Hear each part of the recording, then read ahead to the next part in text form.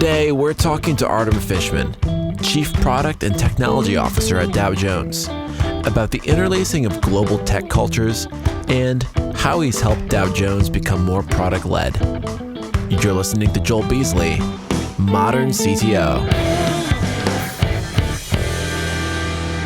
Everybody knows Dow Jones.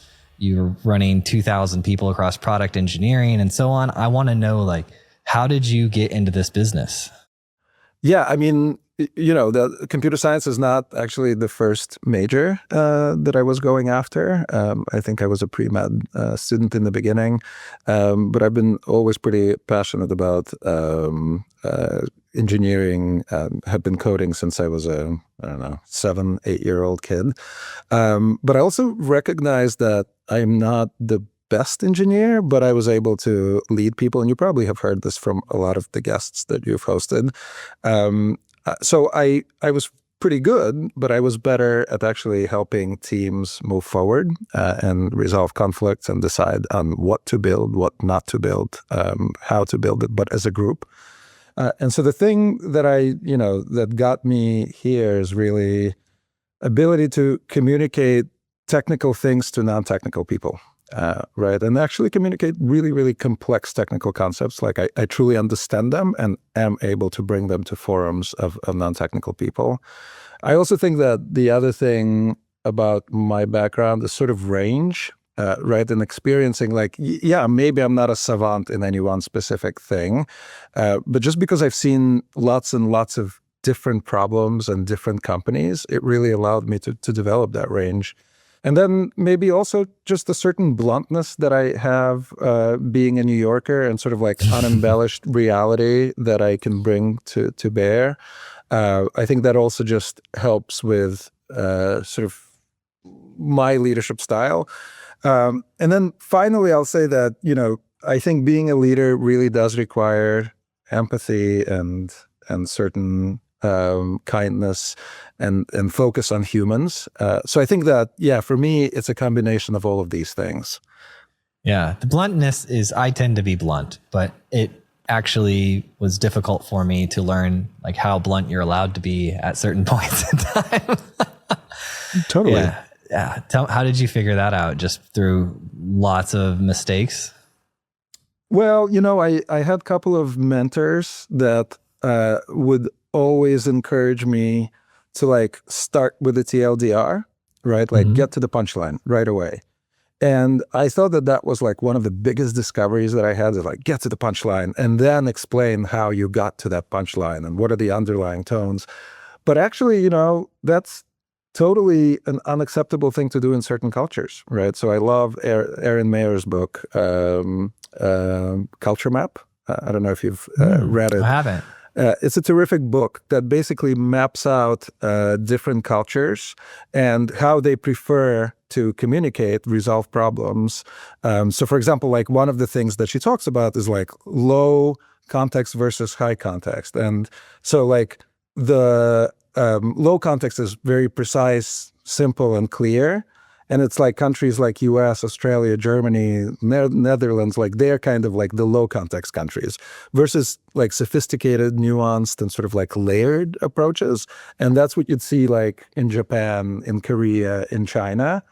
And so then there's direct and indirect feedback. And so basically, Americans love to be start with the facts, get to the bottom line. But that would be actually a really off-putting experience for a lot of, Europeans. Maybe the Dutch aren't like that, but for Italians, French, they want to know first, what is your thesis? How did you come up with that? And then get to the conclusion. So I think that just being cognizant of all of these things, for example, in Asia, some of this bluntness is extremely offensive, right? It's actually a sign of disrespect. So I think that it's really important to have worked in a global place to really understand how to message these things. And there's also slightly different cultures even within different industries too, right? Because if you're on a sales team versus an engineering team versus raising venture capital, they all kind of have slightly different communication preferences. 100%. But I do think that just even being aware of the cultural undertones, just country by country, even that is, I think that's the first step. And then maybe learning about sort of team by team, sector by sector. I like what you said about getting to the punchline, like TLDR, because a lot of my early mistakes were trying to explain a story and then 3/4 of the way through injecting the ask and then signing off. And I didn't realize how much of a mistake it was until the show got popular and people started asking for stuff from me. And what I'm doing is I'm getting thousands of emails constantly, and I'm just trying to figure out what you want and if I can give it to you. And so I love when people are like, this is what I want, and then here's a bunch of detail that you can skim through if you are interested in even considering giving me what I want. For you, how early in your career did you learn this? I would say pretty late. I would say that I learned this probably best at SoundCloud, actually working in Germany, which is not the style, by the way. But I worked for Kerry Trainer, who was the CEO. He was the CEO of Vimeo before SoundCloud. And I think, he sort of reminded his leaders quite often to use that style. Israel's pretty direct. They have I notice I get along super well with the Israeli tech leaders. Yeah, Israel is direct. I think the Dutch are extremely direct too. Are they? Yeah. Actually, unlike many other Europeans, I would say. I'm making a list of potential friends. Yeah, but I really would suggest you take Aaron Mayer's Culture Map and take a read. I think you'll have a great time sort of diving into different continents and different countries and how they do things. I was pretty sold on it. I made a note here. By the way, if you see me typing, I'm just making notes. Sounds great. I made a note. When you said low context countries versus nuanced countries, I instantly, that like validated that author as like an intelligent person in my view, because just for him to use that phraseology, I'm like, yep, that's my type of guy. Yeah. She was, Aaron helped Reed Hastings write the No Rules Rules, the Netflix sort of the no. Oh, okay. So she was the co-author of the book. How do you spell her name? E-R-A? Meyer, M-E-Y-E-R. Okay. Yeah, no thanks. I always look for good books. Is that the best book you've read in the past 5 years? Ooh, that's hard. I read a ton. I would say I probably get through 20, 25 books a year. It's definitely one of the good ones. But I have so many that I've liked. Well, I want to rephrase the question because I want to get a title out of you. Which book in the past 5 years, so roughly 100 books, right? Which book have you read, then you took something from it, even if it's a small something, and you implemented it, and it's still sticking with you today, like it changed you? Yeah, so I mean, I'm actually, because I have a second brain app, a lot of us use that idea of like, what's my second brain? For example, I take a ton of notes in my own private journal, which is tagged. So I'm looking up the books that I've rated highly, and the ones where I took a specific learning out.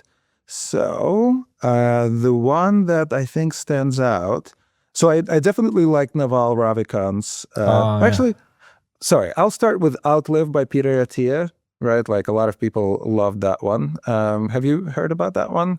So Peter Attia is a doctor, and he sort of like pulled together this incredible tome of like, here's what you do for longevity. So it's like almost like a Brian Johnson thing, right? That with I know, yeah. But I think Peter Attia actually has a really, really well-researched practical set of things that have been proven to prolong your life. And so he lays them out in a pretty entertaining sort of treatise where he doesn't actually talk like a doctor at you. So it's super, super interesting. And I have to say, like, the exercise every day thing started making sense to me after reading that book. It made sense to you, but do you do it? And did it work? Yes. Yeah? Yes. I am a 5 a.m. wake up, working out every day. And I still battle with, weight ups and downs, but that doesn't really matter. I will still work out every single day.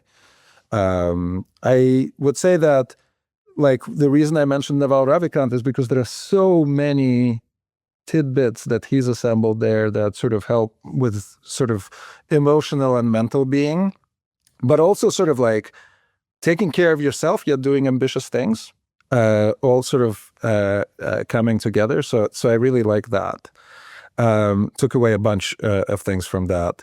I really like Poor Charlie's Almanac, the Charlie Munger's book. Like really, really important book in general for investors. So really love that book. Ben Franklin's biography by Isaacson was also awesome. And I did take away some things. When people hear Dow Jones, they think you're the stock market guy. Can you explain like what you actually do? Not the stock market guy, even though I love finance and have been at companies like Goldman Sachs and Thomson Reuters and worked on financial products, ran Yahoo Finance for a while. Dow Jones is not just about market data. Everyone thinks about Dow Jones, the ticker, right? Like the index, Dow Jones. And so that's what comes to mind. Today, actually, that is operated by another company. And Dow Jones has a certain stake in it, but we don't even operate the index. The thing that the company has always been famous for is data and information.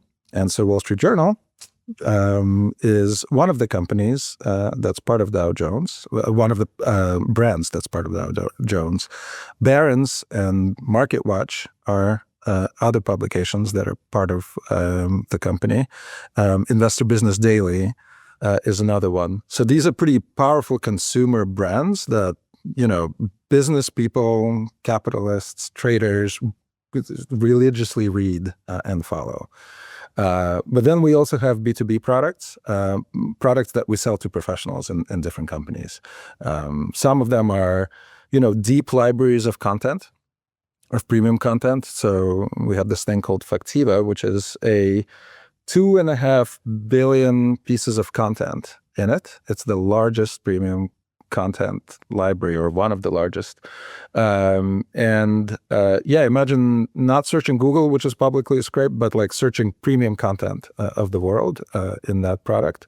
And out of that, the risk vertical was also born. So like whenever you're looking for sanctions on a particular person, or, you know, politically exposed people, or, various other sort of like risk categories, we publish a ton of content on those topics. And so that's not something you'll find for free. We also operate energy products. So basically from refinery to your gas tank, what happens to energy prices along the way? And what are some renewables and other new ideas that are going on in energy that directly have impact on your business or the supply chain. So that's something that you can gain access to as well. What's your role at this company? So I lead product engineering, operations, design, and the data organization. So basically I help teams build all of these products, as well as work with general managers in the company who actively sell and sort of come up with propositions of what's to be built. We're about 2,400 people across the globe just in technology. That's my role. What does an average day look like for you? I spend a lot of time in meetings. It's not unusual. And I actually constantly fight for focus time. And because I'm a big sort of documents person and sort of like working through the document and having multiple people collaborate on the document and shape it in a way that it makes sense in a pretty short form to lots and lots of people so that everyone gains the same context. So I do love working through documents, but I spend a good 8 to 9 hours of my day in meetings. I try and make sure that a portion of my day is focused on product and a portion of my day is focused on like core engineering and core architecture. I think it's really like in my role, both are really, really important things to me. I think another good chunk of my day is spent on relationships and making sure that, I spend time with people that work for me, people that I partner with that are my peers, my boss. So yeah, I would say that that's kind of, a sense of my day. I try and travel a bunch. We're a global company, so I try and show up in a bunch of different offices and do similar things in those offices. Yeah, that's my workday. Nice. And how long have you been doing this at Dow Jones? I joined the company a little bit over a year ago. And before that, I was in a bunch of different companies. How's it going? I really like the company because of several reasons. I have always been doing like consumer product, consumer engineering type stuff, or, finance-oriented type stuff. So I've done Goldman Sachs, TheStreet.com, Thomson Reuters, but I've also worked for companies like New York Times and SoundCloud and Yahoo and LinkedIn. And so I kind of oscillate a lot between consumer products and professional products. And at Dow Jones, I get to do both. And it's really fun to sort of have multiple facets of the company focus on different things. And so I get to work on all of it, which is a lot of fun. I was surprised to learn how Microsoft support works. Apparently, you buy a license to a product and then you have a certain number of support hours built into that license, which means you pay for support that you probably will never use. And the pay-as-you-go model is much better, but Microsoft doesn't offer that. I did find a company that does offer it, though, US Cloud, and 50 of the Fortune 500 use them. And not only is it better and faster support, but all the engineers are American engineers. And it's also cheaper. 94% of US Cloud's clients report saving a third or more when switching from Microsoft Unified Support to US Cloud. So now you'll just have to figure out what to do with that extra money. If it were me, I'd reallocate the money to improve my team because I'm responsible. Josh, what would you do? I'd probably use it just to buy more guitars. Buy more guitars. Visit US Cloud to book a call to figure out how much your team can save. It's an interview and it's 2025, so I have to ask you about generative AI and how you're using it. Yeah. But the thing is, I also go back and forth on are we in a hype cycle and are we overhyped, or is this really an incredible age? And I keep going back and forth. It's not overhyped. Have you used Grok 3? I have used Grok 3. The deep search or whatever it is. I have. And as you know, OpenAI just released, yesterday, I got version as well. Yeah.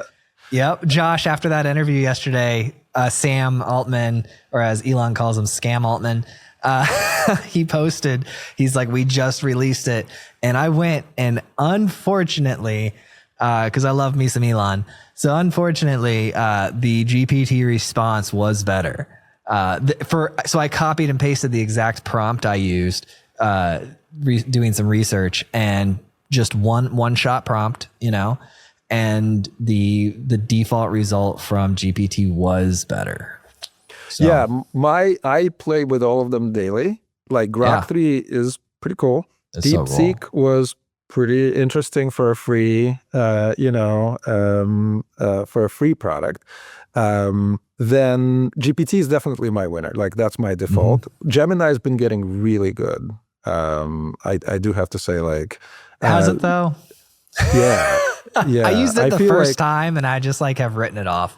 So I think that you should try again. I definitely think that Gemini is scaling. And by the way, deep research stuff came out on Gemini before the others. Gemini deep research was awesome a couple of weeks ago. Notebook LM stuff is really cool. I really do think that Google is not going to give up this fight. It's going. I don't think they're going to give it up either. Me as a consumer, I love watching this. I have strong opinions, loosely held. So I love watching it, and I'm just sitting back what's the best tool for the thing I'm trying to do? And what's beautiful about all of it, Artem, is that it's $20 a month or $200. We're not talking millions of dollars. It's not pricing the 17-year-old at home trying to make it as a software engineer. It's not pricing them out of the market. Yeah, but the thing that's really kind of amazing is there are so many things that are improving so rapidly. The quality of search is improving super rapidly. So like, for example, we're making some real changes in how, like traditionally everybody does lexical search. We've been investing a lot into semantic search and really just lifting up the quality of what your search experience is on this 2.5 billion pieces of content archive, right? Like, can you imagine the improvements, especially when it's all summarized at the top, right? Like, so not only are you suddenly getting the semantic recognition of like, what did you mean by your search? And let's give you that result rather than just like traditional approaches. And let's just summarize it for you right at the very top too. Like, that's pretty awesome. Quality of translations is getting, again, not a Gen AI solution, but quality of translation is getting amazing. What people are doing in the personalization space is also getting really, really good. It's just, but on some days when I look at the frothy market and sort of how it responds to all of this, like there are very few folks that are making incredible amounts of money, except some cloud, companies and a couple of consumer products. The rest are still figuring it out. So I do think that the markets are a little bit ahead of the game here. But yeah, it's quite amazing to watch what's going on. Yeah, and you guys just launched a Korean translation service, right? Yeah, it's been it's been terrific to see the sheer like quality and precision of what we're getting back, and then also talking to a couple of other companies that are just crushing it in terms of like real-time translation across so many different languages. So yeah, obviously it's exciting for us. As a company that has many, as a publisher, to think about like, what does it mean to deliver Wall Street Journal internationally? Yeah, that's true. Well, eventually we're all going to have Neuralinks implanted in our brains or just be wearing them. And then it'll just translate it real time back and forth. So we won't even need the translator. Somebody could just walk up to me and start speaking Japanese or Korean and I'll just hear English. But I really do think that, the thing that will happen probably in the next 2 to 3 years is like, the real-time translation with your phone when you're like literally speaking to somebody in another country and you're just like before the Neuralink thing, that will happen probably in the next couple of years. Yeah, I got a fence built like a couple months ago and the guys that showed up to build the fence didn't speak English. And he's like, let me call he's like, translator. He's going to call this girl that was going to translate. She didn't pick up. So I pulled out GPT and I was like, I wonder if it could do this. I put it in voice mode and I just said, hey, there's these guys here working on the house and I need to be able to translate. And it just translated back and forth. Like I spoke to it and then he spoke to it. No software, no app or anything. It was just GPT voice mode. But imagine, like that level of delay and that awkwardness of like, wait, let's figure this out. Like that's actually quite a bit of friction, right? Imagine when the friction just goes, right? And it's like, no, I'm just going to speak into this. It's going to immediately like what you're hearing is going to be another language while I'm speaking and it just feels effortless. I think that's magic. I did a good episode with Mohawk, I think he's the CTO of LinkedIn. And you were over at LinkedIn. So he's SVP engineering. I know him pretty well. Yeah. So I was talking with him a couple months ago and he was telling me how he uses it. And I hadn't ever thought about this, but he takes voice mode and he'll be like in the car driving and he'll just say, hey, and just have it start bouncing ideas and conversations about what's going on with LLMs and what's going on in this space. And he just talks to it like he's talking to an expert in the space. And I was like, well, that's actually a pretty fascinating use case, because right now most of my content consumption while driving is like one way. Okay. It's like podcast, music, Audible book. But now I can just like Audible book conversation with PhD level intelligence. And that's unbelievable. And it's so much more engaging, right? Like it's you're in a different mode when you're in an exploratory conversation than just one way delivery, right? Yeah. It's amazing how much the GPT knows about paid books, like inside. Like I could be like, hey, tell me about chapter 9 of this book. And like, it'll tell me. But can you also imagine what Google with sort of like the full archive that they've processed, like scanned every book in the world, like when that stuff happens, and a lot of it is rights, right? And royalties. But when we figure that out, how many more parameters are we going to, fit into a model after that? Yeah. This might be a sensitive area because It just may be. But have you guys, with your giant premium data set, worked with any of these companies? Yeah, I mean, we recognize that this is the future, and we have to participate in this future. So we've been working with many publishers to secure Gen AI rights and be able to train models with their content, with their permission, right? Yeah. We only do that with those publishers. And so we're making a lot of progress with every publisher that's working with us. Like, for example, in Fractiva, there are 33,000 sources, right? So 2.5 billion pieces of content over, I think, I don't even remember how many languages we cover. I think 200 languages. But 33,000 sources, that's incredible. So like convincing every one of the parties to allow training of models with their content, as long as it's very clear to them how attribution works and how royalties work. But yeah, that's been something that we've been doing for over a year now. It all comes down to money. I mean, there's going to be a small percentage of people that like don't like the AI movement and will not want it just because of that. Right. But I do think that like in the creator economy, right, like making sure that creators, writers, publishers, that people that frankly, author the content, that they do need to be compensated for that. Mm-hmm. Yeah. It's interesting to watch these different states and parts of the country fight it. Like, for example, I live in Tennessee, Nashville. We're known for music. Right. Music so does my nephew, by the way. But he does? Yeah. Okay. Yeah. When I saw the pie chart of industry dollars of healthcare versus music, I was blown away. Music's like 20% of it. Healthcare's 80% when it comes to dollars. But when it comes to walking down Broadway, it's like, this is Music City, But they did, I think, this thing called like the Elvis Act, where it's illegal for Tennessee to replicate creators' voices without their consent or something. They're working on these laws to like jump ahead and address what's happening with Gen AI right now. Yeah, and I think honestly for good reason. Like, I know that we're all grappling with like, are we overcomplicating innovation? Sort of like, are we creating a ton of friction in front of innovation? But I really do think that there needs to be like a thoughtful approach around governing how this works, because frankly, like copyright was invented for a good reason, right? Like it allowed people to feel secure about what they create and be compensated, because otherwise the incentive structure is broken, right? And I do think that we all have to be careful. Yeah. So you guys, you went to Spain. Did you open an office in Spain? Or are you already there and you're expanding? Tell me about that. Yeah, I mean, so at Dow Jones, New York is our largest location, but our second largest location is actually Barcelona. We've been there for 25 years. I think we now have over 500 people working in Barcelona and now quickly growing.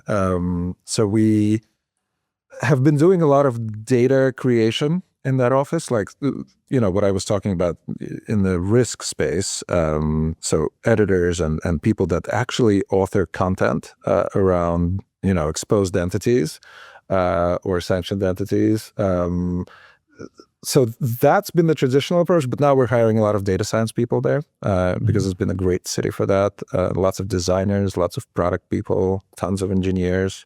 So yeah, we've really leaning in there and finding the city to be like really effective for us as a company. I mean, we're obviously big in London. We're quite big in Asia. We have, But if you're going to expand in Spain because it's fun to go there. Right? Spain is awesome. Barcelona is an amazing city.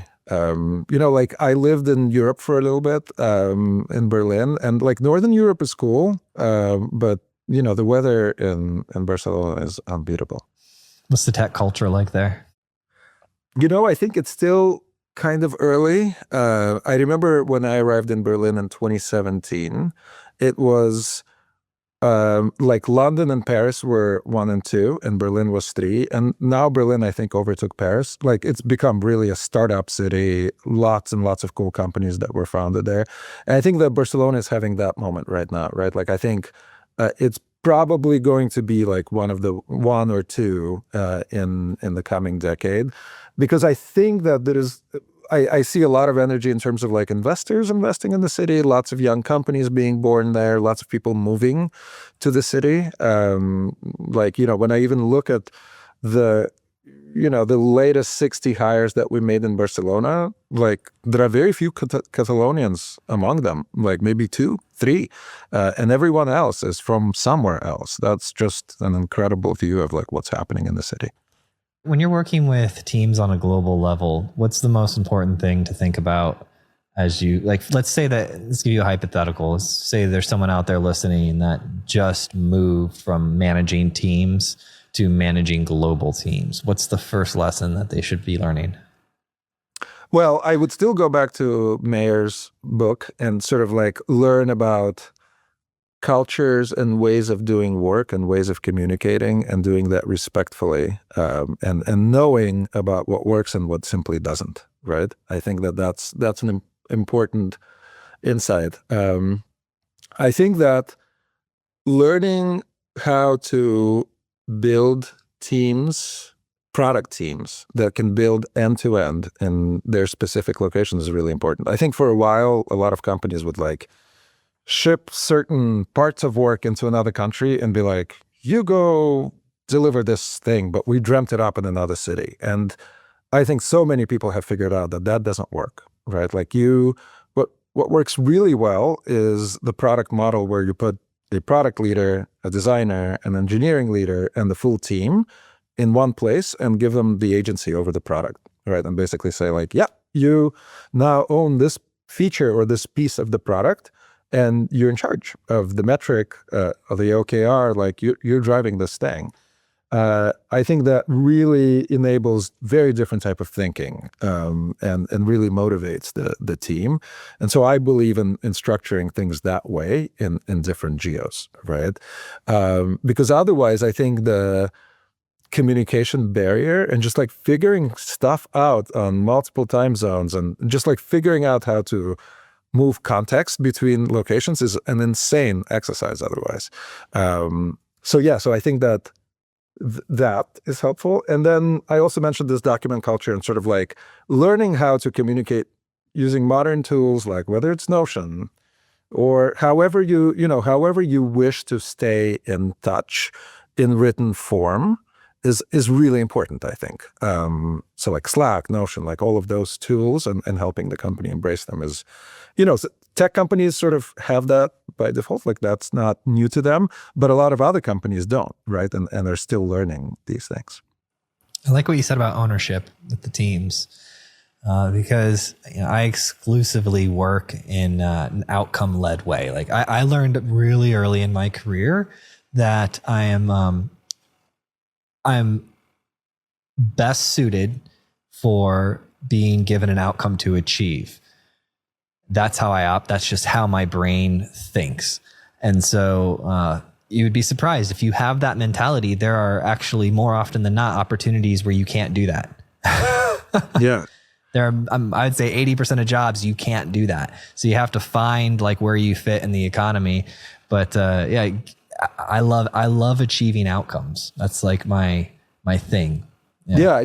And the thing is like the OKR idea, right? Like the objective key results thing is such a simple construct. It's like, okay, tell us quantitatively like what number you're going to move and to which point you're going to move it.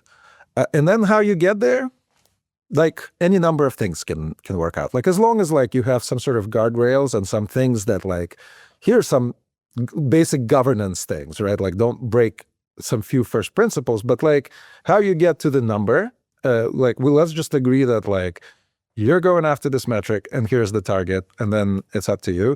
I do think that, while a simple concept, like honestly revolutionized the way people do work, because sitting and predicting what's going to work and what's not going to work is, like a lot of tech companies, they iterate so much on different things and then have so many aha moments of like, wow, this thing worked and I never thought that would work. And the thing that I thought would 100% work is not working. And so like that shifting of that paradigm is like, it's so paramount for a company that's constantly in learning mode and trying things out.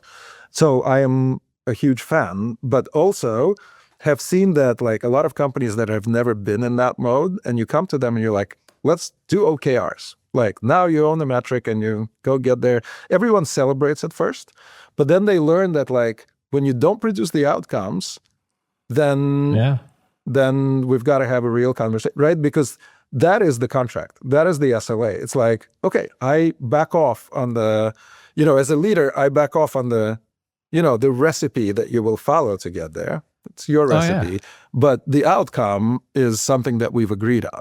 And so a lot of folks sort of, start stumbling of like, oh my God, but what does it mean to not deliver on the outcome? Well, it used to be really hard for me to fire people. And then I realized that I was bad at managing them. And the best way to fire people is let them fire themselves. Like, here's your outcome. Do we both agree? I let them choose, so it's their choosing. They're figuring, and then they've got to be accountable for it. And then you walk them through the process. And then eventually it's just like, hey, this is our third conversation. You're not able to do this. And they usually just fire themselves. They're like, yeah, I know.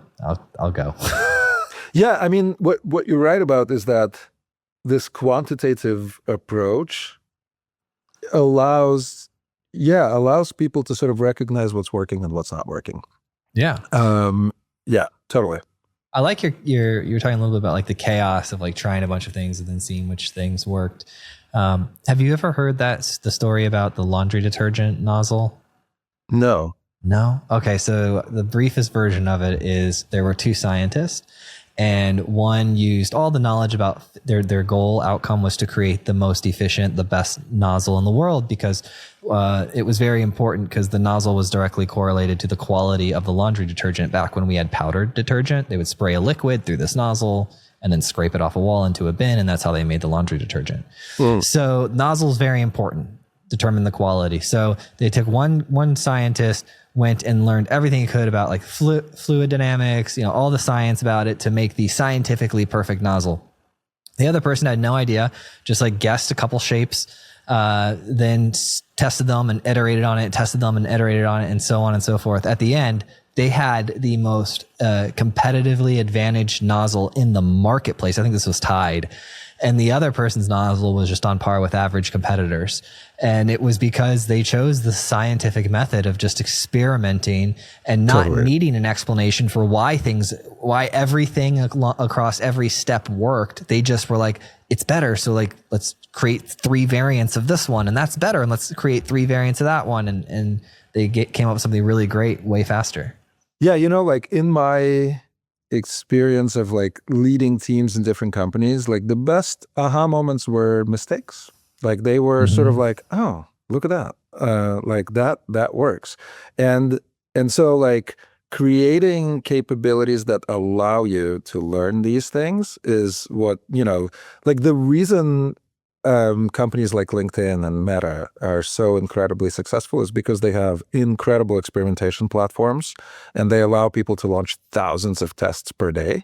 And just like as long as you have really scalable ways to like interpret what's happening as a result of you shipping a test out. So like here you are shipping to a small, tiny ramp of just a few thousand, like some statistically, a significant number of people where you can observe what's happening to key metrics of the product. If you have that system that allows you to safely do that and interpret results, it opens up so many doors. This is why Meta and LinkedIn and companies that have things like that crush it, right, on growth capabilities.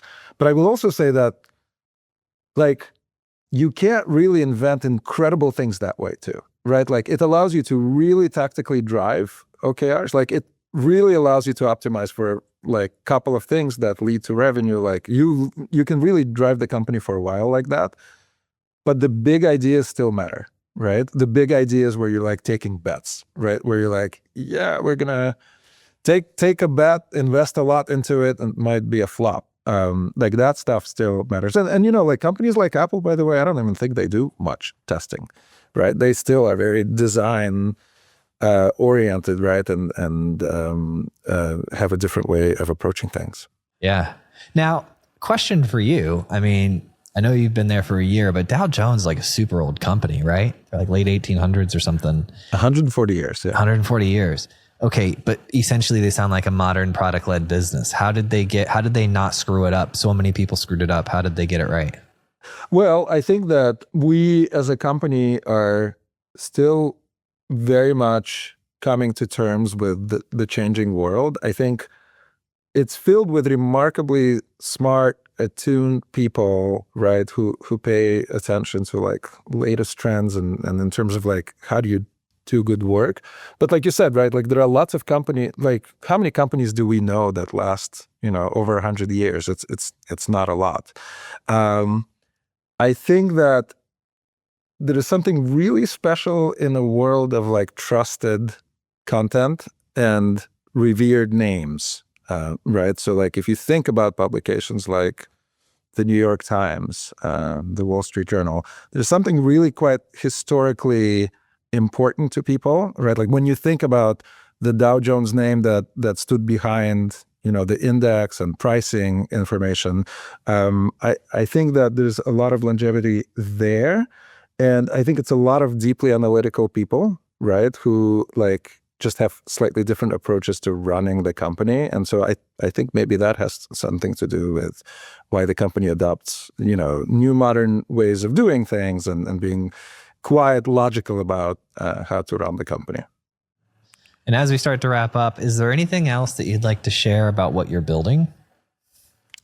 Yeah, there's so much ambition right now in the company. So we're growing as a company, right? Like there's a lot of like, I wouldn't even call ourselves a media company. We're kind of a hybrid. As I said, we have half of the company are incredible media brands and half of the company are B2B brands. And we've been, unlike others, we've been rapidly growing and have so much ambition ahead. And so that means that we are going to think about our consumer experiences and what is the future of reading news and what is the future of getting analysis on, the most important topics of the day. So much more to come there across all of our consumer brands. And obviously, if you think about AI and what that brings to bear, like we want to be a modern storyteller. And that means truly, rethinking our core products. And in the B2B space, I think that, we think a lot about like a premium platform for professionals. So when professionals come to work, what do they open, right? What would be the product, the knowledge data product that they would want to stare all day at, right? Oh, that has nothing. I want to be outside. That's then the question is like, what do you consume to do the work that you do? Yeah. But the thing is like, when I think about the traders, the research people, the, company librarians, risk professionals, energy traders, they come in and it's not about Google for them. It's not about publicly accessible stuff. It's about something else. Mm-hmm. And the way they do work is just it's changing rapidly. And so we want to be relevant to them, but we also want to be one unified premium platform for any global professional. And I think that's a pretty big vision, actually. Oh, well, I'll help you out with that. Have you seen Iron Man? I have seen which one? Yeah. The first one. Yeah.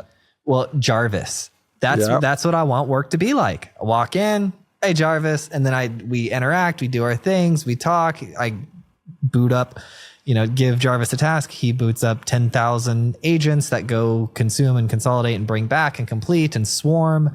And then I get to the next level. So it's like, it's like drugs for an outcome oriented person. It's like, it's allowing me to achieve outcomes faster than ever. And that to me is very exciting. And I want to do that without staring at a screen all day. I want to do that totally voice wise. Totally. I think that the thing to also think about is like, what does Jarvis have access to? What has Jarvis been trained on? Right? Dow Jones data, baby. That's the thesis, right? Like there are, there is a world in which, models become commodity and, there's like a race, to like everybody is iterating on models on a daily basis, but content I think is still incredibly important. Oh yeah. It's look, I've made a full-time job out of trying to, and so have you, of trying to like how to stay up to date with things, right? Because it's just moving so fast. I've been doing this show for almost 10 years and 1,000 episodes. And I can tell you, without a doubt, these past 3 years have moved so much faster than normal. Do you think, you've seen a couple of revolutions, like you've seen the crypto, blockchain stuff. We've all talked about the AR, VR stuff. We've all seen, a couple of other things. Like, so what's your take? Like, you've observed a few of them too, I'm sure. My take is that like the initial brush with the technology is almost never telling of like why it's going to be successful. Like, for example, I'll give you an example, like crypto came up on my radar a bunch, but I didn't really dive deep into Bitcoin and stuff until about a year ago. And when I did dive deep into it, it opened up my eyes and I was like, okay, if I would have dove deep into it when I first heard about it, then I would have been as evangelized as I am today about the technology and the product and why it exists. But I didn't. I just got, we're like this giant repository of information with a pin size hole to get in, right? The TLDR, that's got to get in. And so looking into things that are generating a lot of hype on a very deep level to see if there's those foundational principles of like, can this continue to grow? Can anybody stop it? Like, is this a stoppable thing or not? Like for Amazon, if you had that perspective when you looked at Amazon, you would ask yourself the question, are people ever going to want to stop buying products and get them cheaper and faster and easier? The answer is no. You're not going to stop that. People are always going to want that. They're going to want that to advance and want that more. Like, are people going to want generative AI to help them do work and do the most work? Are we going to want robots to come do our laundry? Yeah, you're not going to stop it. That's going to keep going. So they're like looking for, to answer your question, first, I made the mistake of like, every time a big technology would happen, I would make some decision on it based off of a light brush of information or a very basic experience. So I've learned now that when these big waves come, I need to go look at the principles of the underlying technology and ask myself, is this worth learning through the perspective of, is it unstoppable? Are people going to keep wanting this? And so that's what I've learned over the past decade. Yeah, I think that I got to see the 2001 as a young graduating, college student, and we all knew that the world's going to change, right, during the internet revolution. Like every one of us knew that something incredible is happening and the world will never be the same. But yet 2001 happened and happened hard, right? Like there was so much irrational exuberance, just flowing through the system, companies founded. And so you can still have incredible technology and the dynamics of business matter a lot in terms of what happens next. So I'm still excited to sitting with popcorn here and continuing to watch. It's incredible. It is. It's a good time to be alive. I was thinking about that last night in bed. I was like, look, of all the times to be alive, yeah, we've got AC and that's all cool. And like everything's great with as far as creature comforts. That's awesome. But that creature comforts is like over here. It's like, okay, it's a little facet of what's happening. But large scale, we are watching an explosion of massive innovations faster than we can keep up with it in virtually every single industry. And I believe in 20 years, we're going to have robots walking around that are indistinguishable from humans, unless if we've chosen culturally not to let that happen. I believe that we're going to have, we're eventually going to move the monetary system away from what we consider today. I think work is going to be vastly different. I think our basic needs are going to be taken care of because right now, the thing that makes like communism like not work is that you're taxing other people's time. But when it's all the robots and the robots can make themselves and the robots can mine their own materials, I think we're going to just live in a different world. I think it's just going to be different. There's still going to be status and those core foundational things that humans have. There will still be exclusive places and classes of people, but it's going to look a lot different than it does today. Yeah, I still come back to Ray Kurzweil's stuff like the singularity is near and sort of like, are we sure, we understand the speed at which things are moving and the exponential curve that we're on, right? Like 5 years ago, self-driving was talked about as an impossibility, right? Everybody was giving up 5 years ago and sort of saying like, this is never going to happen, right? Everybody's invested so much and it's happening, right? Do you have a Tesla? I do, and I've used self-driving a ton, and it's just incredible, right? Like it's still scary, but it is. My wife just did the drive from New York to Boston without touching the wheel. Yep. That's a pretty amazing world to live in, and so yeah, like, do we actually know what happens in the next 10 years? Like 10 years ago, just the mobile revolution and the early phones were just the thing that we were playing with, right? Look at us now. Oh, I'm confident we have no idea. Like typically the way I've seen these things play out is like there's 2 or 3 really popular ideas of what the futurists will come up with of what could happen. And every time something just comes out of left field. And it's like, like parts of each one kind of happen, but it's never like one perfectly. It's always like some other thing comes that we don't see. And that's going to be very exciting. Yeah, Joel. So much to come. Thank you so much for listening. And if you found this episode useful, please share it with a friend or a colleague who you think would get value from it. And if you have topics that you would like to hear discussed on the podcast, either add me on LinkedIn or send me an email, joel@moderncto.io. Every time I get an email or LinkedIn message, it absolutely makes my day and inspires me to keep going.